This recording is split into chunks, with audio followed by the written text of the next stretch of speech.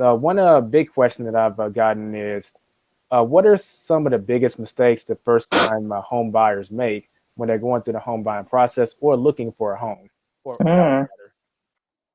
rather? Um, Goodness. I would say probably maybe um going a little bit over budget, not really paying attention to what their budget was. And so, you kind of bite off more than you can chew. So maybe in the first year or the second year, it may not hit you the first year, but maybe that second year now you're kind of having a hard time because you just didn't budget right. So just kind of your eyes are just like when you're eating, your eyes is like bigger than your stomach. So your eye is bigger than your wallet. So you have to just be careful in that, regard.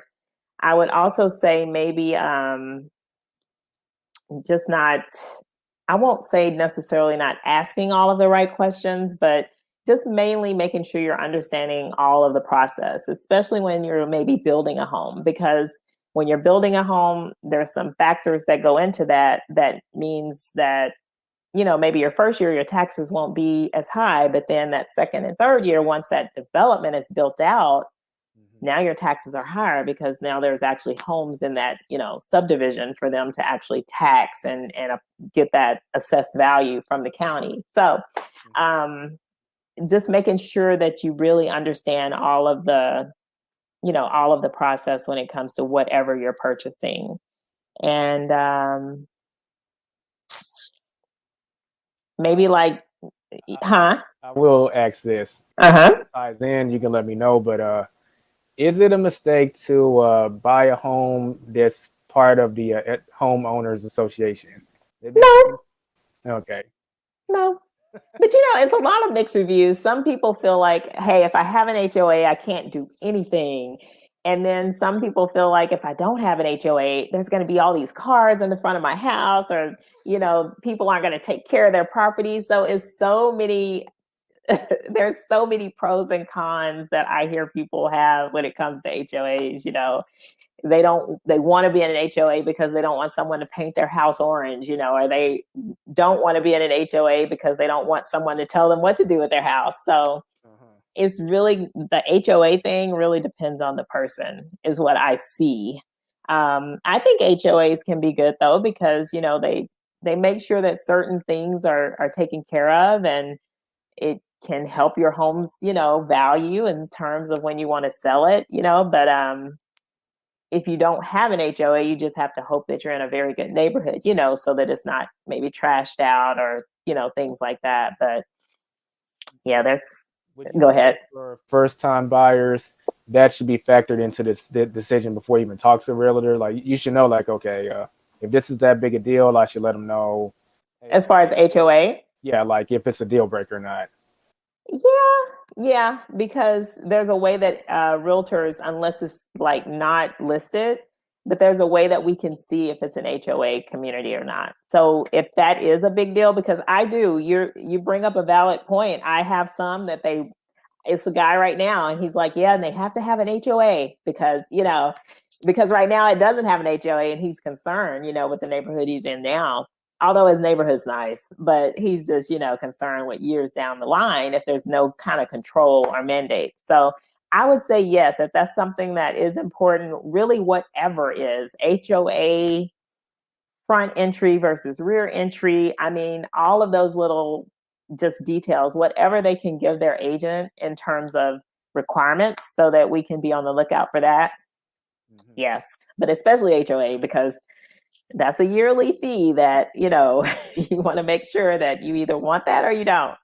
And you don't want to have resentment that you're paying that and then you're like, for what? I don't even want an HOA. So yeah.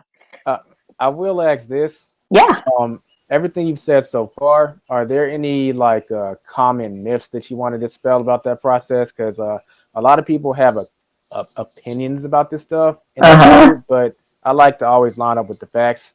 Right. Are there any common myths that's floating out there that you want to dispel for our listeners? One of the things I hear a lot, and I even heard it before I was in the business. That's why I know now. I'm like, So a lot of people will say, I'm a first time home buyer, so I want first time home buyer programs. And I really don't see them as first time homebuyer programs. You know, maybe they're geared toward first time homebuyers, but most times they're like maybe payment assistance programs, and not just first time homeowners are always qualified. It could be anyone purchasing a home. So that's one myth. I really didn't understand that until I got into the business, because that was what I would ask, like, oh, let me see what I can get them. You're a first time home buyer. And then I'm like looking around like, these are just down payment assist, you know, they're just programs in place, but I guess it's like it lights up your, you know, it makes your, I don't want to say lights up your ears, but you know, your ears kind of get more heightened and you're like listening like, oh, first time home buyers, what's that? So that's one myth I see. What's some more myths out here? I have some people I have some people that move from other states and they think that things should work maybe the way their state works, meaning that we were kind of in the same market where it was a seller's market when I remember helping a couple that moved here from out of state, and they really didn't understand how like they didn't know like why their offer wasn't accepted, and you know, like, did they even look at it? I'm having to try to go over the offer amount just to get them to look at it. And it was just because sometimes with bidding and offers, it's just, you may not know why somebody's not accepting your offer. I don't know if that's really answering that question. That's just maybe more of something that's just factual that happens.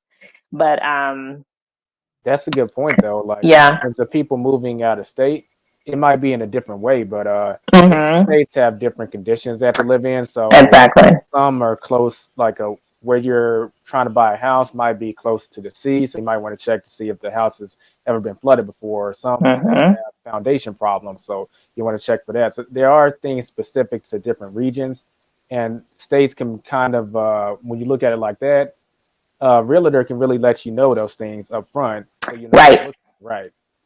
Right. Right. And we do. And sometimes it's just a learning curve, like you said, you know, it's just things are done differently and you just have to educate people. And sometimes maybe you don't know what to educate them on until something comes up. I would say another myth is like all of the no money down and I don't need any money. You know, I got get a lot of people that feel like they don't have to have a down payment, or a seller is going to pay all of their closing costs. What were you going to say? Oh, I'm just I hadn't heard that myth before, but I'm learning Yeah. something. That just it's Yeah, I get a lot of people. They're like, they're really expecting that the seller is going to pay like their closing costs and things like that. And I have to let them know we can ask them to pay some or all of the closing costs. But even in a seller's market, the way we are now, if you probably even put closing costs on there, it could be like, I mean, your offer may or may not get looked at, and you just have to be honest, you know, with clients. And it's just, it's sad, but it's just really, that's why I was saying at the beginning of this that when you're talking to your realtor's going to let you know what the market is right now. Like, hey, this is what I'm seeing when we're, you know, when I'm putting in offers for other clients, you know, this is what we're getting back. This is the feedback. So yeah, we can offer lower, we can put in closing costs, we can do this. But just to go back to the myth, there's really not a lot. There's never any free money. I'll just say it that way. So there's always ways to do a deal that you may not have to pay down payment, you may not have to pay closing costs, and there are certain programs and things you may be pre-approved for, but it's really a myth to go into the home buying process thinking that you really don't have to have money. mhm. Because I do run into a lot of people that think that way. So that's one of the myths. Yeah, it's not true. Yeah, even if you don't have to use all of your money or whatever, it's still good from a lender perspective to show reserves anyway. Like, it just makes your file look stronger, you know. You don't look as risky. So Right. it doesn't hurt to have some money. It's really a good thing.